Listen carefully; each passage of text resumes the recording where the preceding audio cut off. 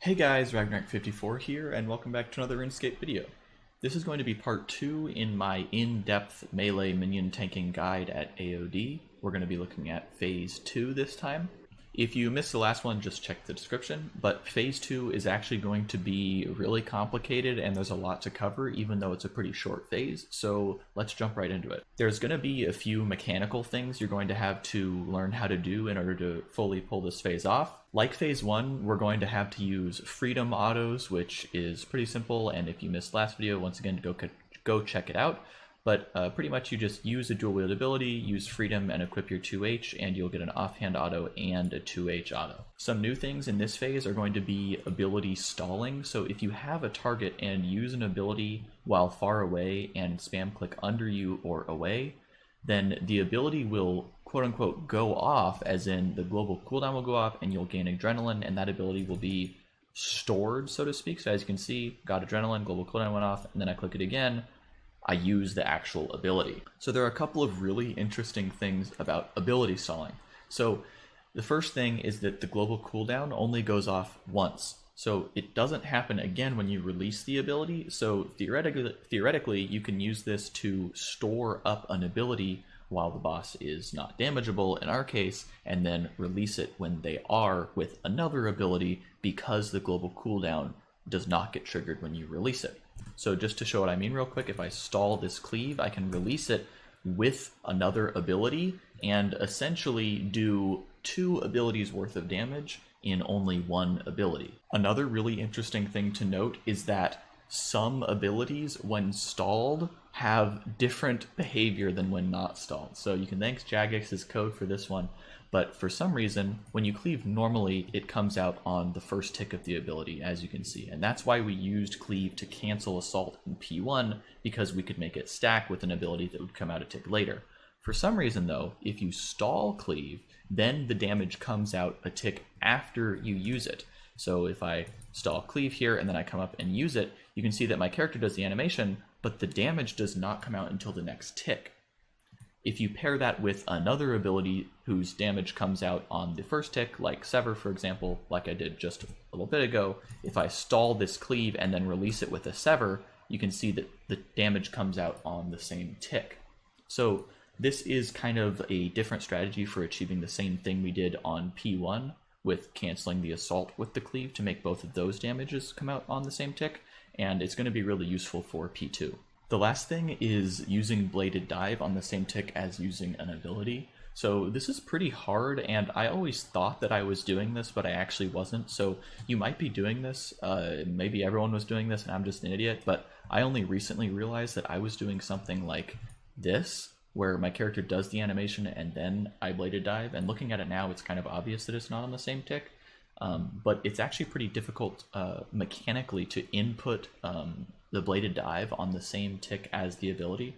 I would recommend inputting the ability just before the global cooldown comes off, because the game will still register it and make it go off, while having the Bladed Dive queued up and ready to go. So if we look at that, I'm going to Decimate and then Bladed Dive on the same tick here, or I will do Sever instead. So if you see that, the Sever went off and got the Sever debuff, but you didn't see the animation of the Sever, you only see the Bladed Dive animation. And that's how you know if you did it correctly. So if you just practice this on dummies with something like Sever or a bleed that will show up on the dummy, then you'll get it in no time. So there I did it again, where Bladed Dive in the same tick that my Dismember went off. Okay, so let's get into the actual rotation itself. So the rotation is not super complex, it's just kind of hard to actually pull off. You're going to start off with a Storm Shards as soon as you phase from Phase 1. Then you're going to walk back and use your ZGS and a defensive like Anticipate in order to get a Barge buff. Barge in, stall an ability like I was showing you, bleed your Flurry, step back to the ZGS spot and use Hurricane with your Scythe to damage both the Amalgamation and Nex, and then kill your Amalgamation. Okay, so let's see what the first part of that looks like. I'm going to assume that we are ending P1 on tick here, so I'm just going to do a cleave and pretend like that's the last cleave of P1. So I'm going to cleave and then Storm Shards, walk back a few squares, spam click under myself while I ZGS spec, Anticipate, barge in, I'm going to stall a cleave and release it with a flurry. Then I'm going to backhand. Then I'm going to step back and hurricane. Okay, so that was quite a lot, and that's only the first part of it, so let's go over it real quick. The first thing to know is that you can't use the ZGS spec just from clicking the adrenaline bar to do the special attack. I used to do that and didn't realize why my greater barge buff wasn't appearing or wasn't working. And it's because you need to be spam clicking under yourself or away before and as the ZGS spec goes off. If you don't do this, then your character is going to want to automatically run in and auto attack the boss. The second thing is the timing of all this. As I showed you in the cleave stalling, cleave's damage comes out one tick after you release it. So that means that you can release it one tick before the global cooldown ends, and then use a second ability on global cooldown so that you really waste no time. So it's by far the easiest to do this if you end phase 1 on tick, and that's why I keep stressing to phase 1 on tick. And that's because if you do all those first abilities just on global cooldown, you're not waiting around or like stalling for no reason, then after you do your barge in, you should be able to stall your cleave and then release that cleave on that very same third tick of the global cooldown, and then bleed flurry on the first tick of the next global cooldown, so that if you looked at just your action bar, you wouldn't even be able to tell that you stalled anything or were waiting at all. It would just look like you were using one ability after the other. So I know phase 1 isn't always going to be on tick, and you might not always do the first few abilities of phase 2 perfectly. So if you're wanting a more general metric, then next becomes attackable as the amalgamation spawn. So that means you can release the cleave one tick before amalgamation spawn. I know that's not the most helpful thing in the world, but you should get the hang of this as you try more and more. Just try around and record yourself, and if you see the damage coming out, then that means that you are doing it correctly, and if you do it a little bit too early, then the damage won't come out. Generally though, I found that the problem is going to be doing it too late and not too early. Okay, so after you've done your hurricane from the ZGS spot, you're going to focus on your amalgamation. This is going to be probably the easiest part. You're just going to want to use your 2 dual wield 188s, decimate and sever, then do a freedom auto into a cleave. All the while, after you target your amalgamation, I recommend drinking a summoning potion and spamming your Ripper spec. It should really help it go down. If you're having a lot of trouble with your amalgamation, it's not your fault. As long as you're doing a Ripper spec and these 4 abilities, it should go down. And if it's not, that means that someone's not helping you enough. You can also try vuln bombing it if you're consistently having trouble getting it down, especially if you're not using a grimoire. Okay, so the very last part of this rotation is after your amalgamation dies, just go in on Nex and use a greater fury and then bladed dive back to where you need to be to lure your minion. Then you take that one step forward and surge, and phase 2 is over. Okay, so now on to the fun part, optimizations. There's a lot to optimize in this phase, and I think when people plateau, they often overlook P2 as a place to potentially improve. So I'm going to go ahead and showcase all the things that I know about to optimize your damage in P2. So one optimization that I already showed you guys earlier in the general rotation is stalling an ability in order to save it up for when Nex is not damageable and then release it when she is. However, I was showing you a rotation where you stall cleave, and that's not always optimal. For teams that don't phase 2 very quickly, that is get down to 1.8 million life points, it's totally fine and it's a lot easier and less risky.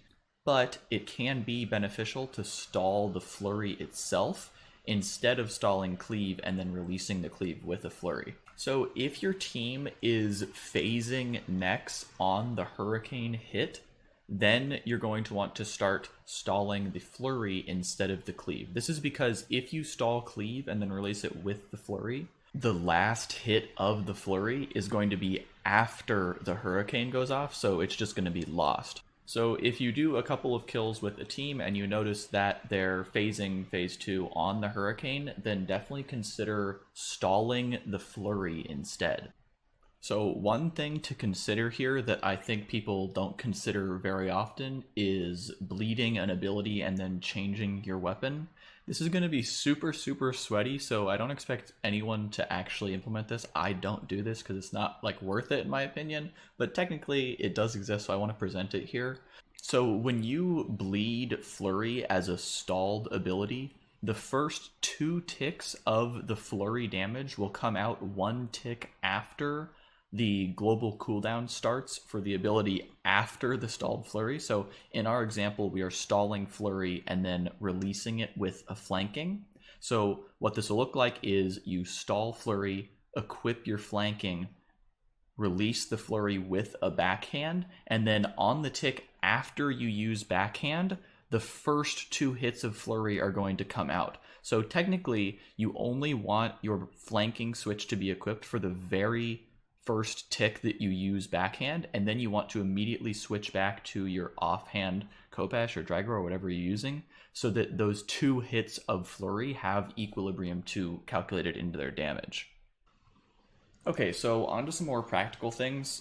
If you are stalling the Flurry instead of stalling the cleave, you're just going to want to add that cleave back on to the end of this chunk of the rotation. So instead of stalled cleave released with Flurry into backhand, instead you're just going to stall the Flurry, release it with the backhand, and then tack that cleave right onto the end. After your stalled ability and 2 more abilities, whichever one they are, that's when you want to Hurricane. After some somewhat extensive testing, I've found some pretty interesting things about the Hurricane and Flurry. Greater Flurry is meant to do its greater buffed damage when you're near only 1 enemy and not multiple, but for some weird reason, probably because of the way they coded it, you actually need to be near at least 1 enemy. So if you're near 0 enemies, then it also doesn't do the buffed damage. So in the case where you Greater Barge bleed Flurry and then walk away, you're now near 0 enemies and it doesn't do the buffed damage. In fact, if you want to see something really weird, then Greater Barge bleed a dummy and then walk next to a different dummy, and since you're still near 1 enemy, it will deal the buffed damage to the dummy that you actually used Flurry on. Anyway, at AOD, this can be a problem because you do want to step out of melee distance to use your scythe to hit both the Amalgamation and next with Hurricane. You may have heard of 1-tick caning, which attempts to address this problem by only being on the ZGS spot to Hurricane for 1 tick. And I've heard a lot of different explanations from this from a lot of different people, but I've actually finally figured it out, and the Flurry melee distance calculation actually happens 1 tick before the damage comes out. And if you move from that tile on that tick, then you still get the buffed damage. So as long as you're melee distance to next and not on the ZGS spot 1 tick before you input Hurricane, then you'll get the buffed damage from the Flurry. I see a lot of really good AODers walk back in on the same tick that they do the Hurricane, but that's actually not necessary. Okay, so the last optimization I'm going to talk about is after your Amalgamation dies, and it's going to use that bladed dive trick that I showed earlier. If your Amalgamation dies as you use your last ability, then that means that you have just enough time to get in 2 abilities on next instead of just 1. If your Amalgamation dies off tick, like your Ripper Demon kills it or whoever's helping you kills it, it's going to be a lot harder to time this, so I wouldn't really recommend it. But if you're on tick, then it's a great way to get a little bit extra damage. So essentially what you can do is, instead of just using a Greater Fury and then bladed diving back to your lure spot, you can use a Decimate and then use the Greater Fury as you bladed dive back. So let's say we're about to kill our Amalgamation over here. I can then come over to next and use a Decimate and then a Greater Fury as I bladed dive away to the lure spot. Another thing you can do if you have full Adrenaline to get a little bit more damage is to use Quake instead of Decimate before the Greater Fury. You're going to need Laceration Boots though if you're going to do this one, because you want to bladed dive with your ZGS as you use Greater Fury. A last thing to note about this is that you're almost always going to need to stall this first ability, because if you just straight up use it, then next probably isn't going to be damageable yet.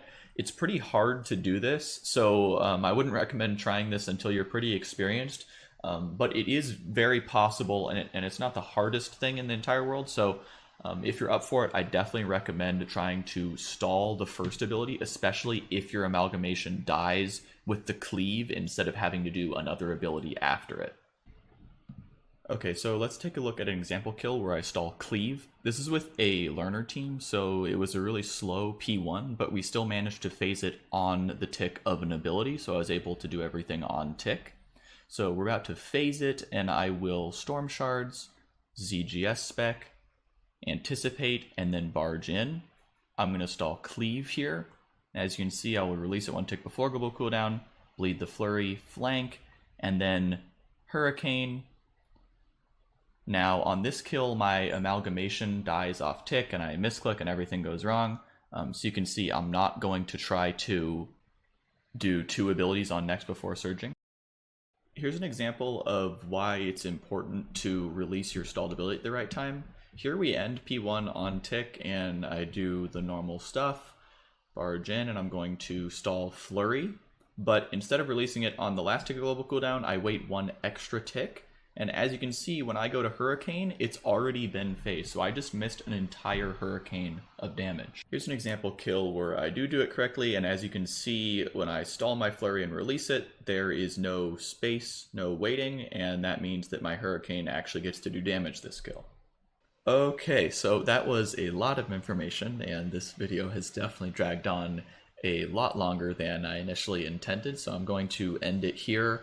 I know this video was really heavy on theory and dummies and stuff, so I apologize for that. If you want more practical examples, just let me know. I'd be happy to provide that. Also, check out the popular AOD streamers. You can see a lot of this stuff in almost every kill when you watch them. As always, if you have any specific questions, please leave a comment and I will get back to you. I'm going to try to put a little bit more information about stuff I didn't have time to cover in the description, so check that out if you're interested.